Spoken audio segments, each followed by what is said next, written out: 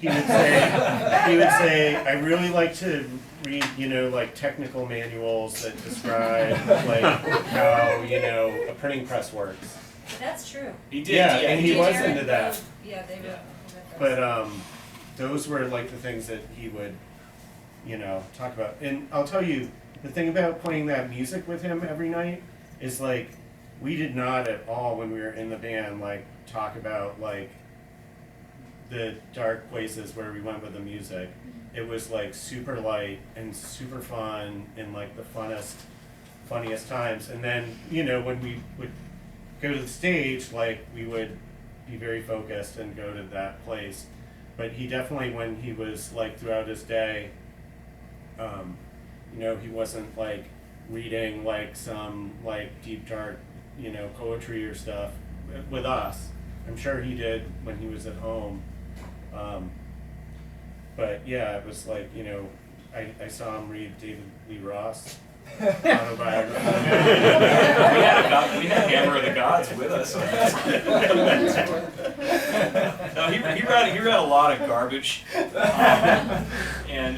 but yeah, for serious reading, by himself in his apartment, I have no idea. I know he was, he was well read. But I couldn't give you titles. Just in terms of what you were talking about having all these this kind of combination of high and low culture in his reference points. The song that I think exemplifies that the most, and which I think are my favorite lyrics of his is "The Big Game Is Every Night." Yeah. Because it's that's my favorite song. It's so, and it was criminal that was left off the original version of the record because we all loved it. And that was one where when we were recording and I was like, my God, we have just done something amazing here, and then it wasn't on the record. But yeah, it's kind of like sports metaphors. Yeah. How more low culture can you get than football metaphors? And there they are, and they're amazing. Yeah. We spent a lot of time trying to sequence that record to get that song on. But it was very important to him that it was like an LP record, and there's only so much time on each side, and it all had to work together. And for him, decisions like that weren't that hard, Like, he was like, it'll eventually come out. And I think there was like a Japanese release at that time that had it.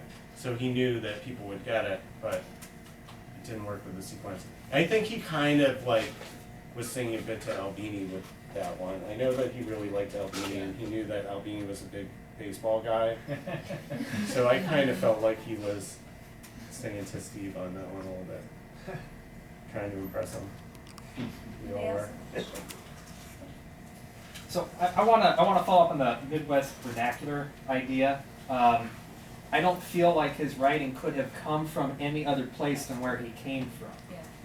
And I feel like it's where I came from, even though it's not exactly where I came from.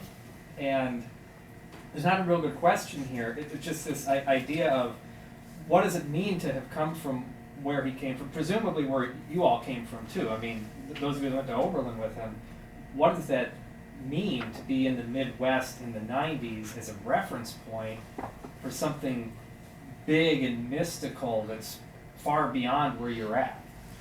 Well, I mean, these guys are from the East Coast, but I know.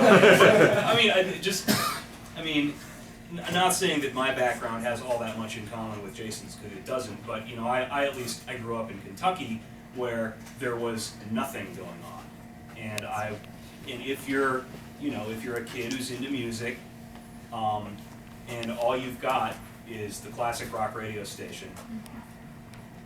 What you have is what you can find, because there's no internet.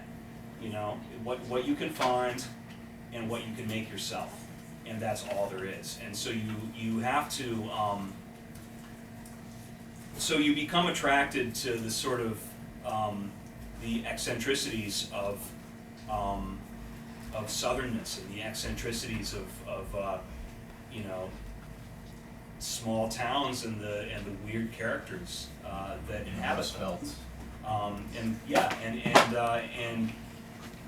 that very much, it becomes, I mean, honestly, for me as a teenager, the band that did that and that convinced me that there really was something of value in all this nothing that surrounded me was REM. And Jason, to me, again, like really captures some of that kind of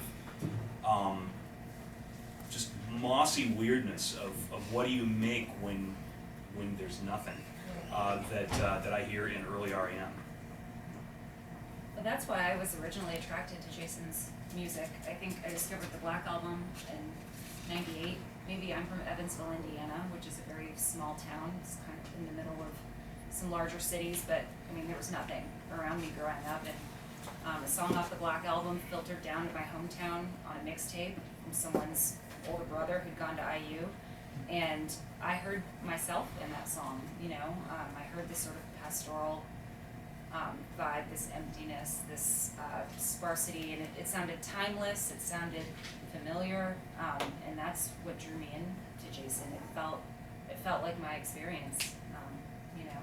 And as I got to know him and his music a bit more, I realized that he is the Midwest. You know, he so strongly and so deftly illustrated that through song, and I think that's why he was so compelling to so many people. Do you have a question?